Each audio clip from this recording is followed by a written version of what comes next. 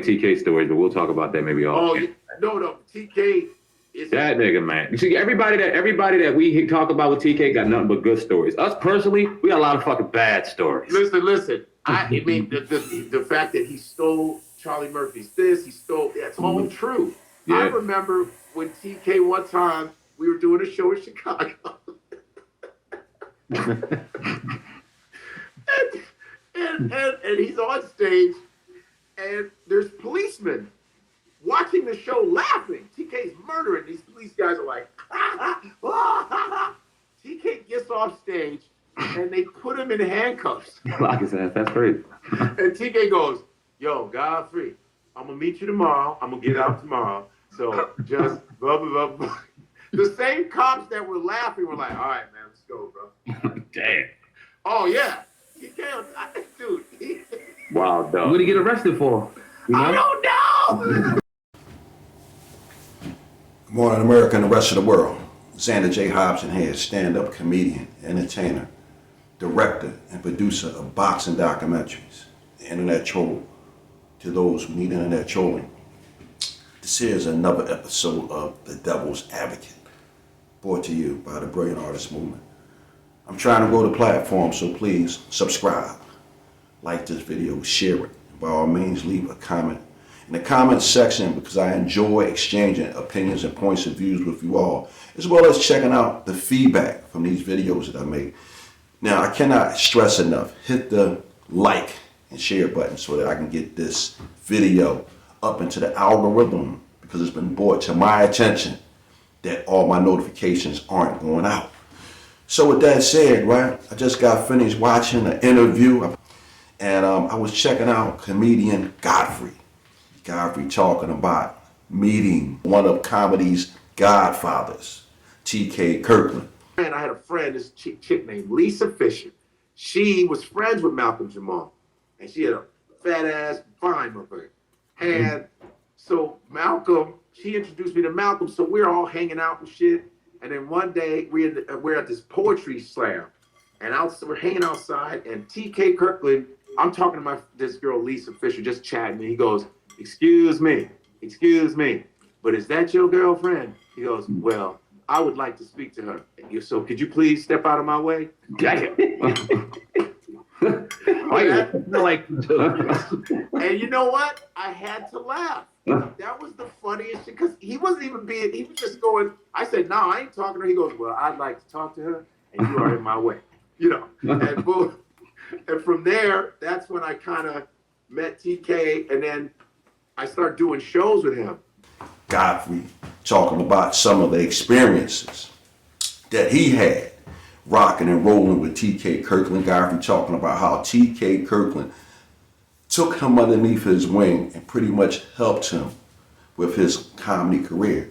Now, the point of interest in this particular video was I heard Godfrey talking about an occasion when TK Kirkland was on stage killing it. Matter of fact, he was killing it so much, the police officers who came to lock him up, they were really enjoying the show. But after the show was over, TK Kirkland was taken away in cuffs. Now, that reminds me of an experience that I had or I witnessed involving my good friend and fellow Philadelphian, Jeff the Champ Gant. Jeff the Champ Gant. Great boxer who was never heard of unless you were from Philadelphia or unless you was in the Pennsylvania correctional system. Jeff Gant, a nemesis of Bernard the Executioner Hopkins. Jeff was one of these guys, although he was extremely talented, he just could not stay out of jail. I met Jeff Gant in 1985, or the first time I saw him was 1985, or it could have been 1984. Jeff the Champ Gant was in a furious struggle with this hard fighting white dude. This white guy had came to Philadelphia bent on mayhem, and that night in Joe Frazier's gym, that white boy was trying to kick a nigga's ass. And in the interim, that white boy had came face to face with Jeff, the champ Gant. And these two guys were battling it out for the 156-pound light middleweight championship in the Pennsylvania Golden Gloves. Well, this was a furious struggle. And in the last round, Jeff, the champ Gant, threw an overhand right and knocked that white dude the fuck out. Well, that was the first time I seen Jeff, the champ Gant. And the second time I seen Jeff, the champ Gant, I was standing across the ring from him. And on this occasion, it wasn't my night. Sometime later, I would bump into Jeff, the champ Gant again, and it wasn't his night. Now, through these two furious exchanges that took place, we became pretty good friends. We not only had boxing in common, we also had the streets in common. And at the time, I was just starting my life of crime as a booster. And Jeff, the champ Gant, a young fellow who had been in and out of the criminal justice system, he was already a booster, among other things. Jeff and I started training together. And it was at this time I was starting to lose my enthusiasm for boxing.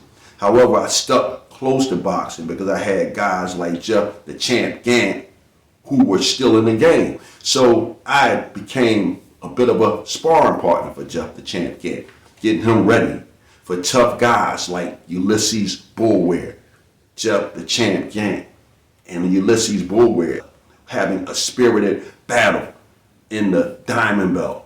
Jeff, the champ Gant, with an Aaron the Hawk Pryor type style over the larger Bulwer, would win that fight, and it would put him at odds against my very own flesh and blood, Al Mitchell.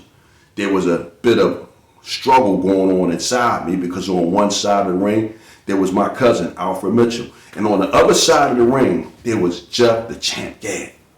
And Jeff, the champ Gant, and Al Mitchell would get into a spirited competition for the 85 Diamond Belt Championship in Philadelphia. These two guys were fighting a furious battle. And at some point, while Jeff, the champ Gant, and Al Mitchell were battling, a bunch of Philadelphia policemen came into Henley's gym where they were having the Diamond Belt Championships at. And they started spreading out. And they were watching the fights. They were enjoying the fights.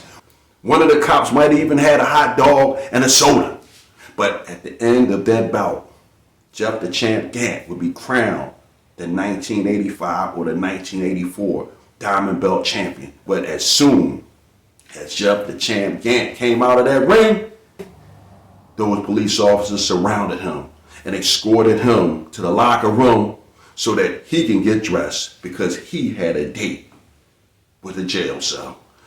So this is what I was thinking about, because often enough, you get on these YouTube airwaves and you hear people talking about their lives and their adventures.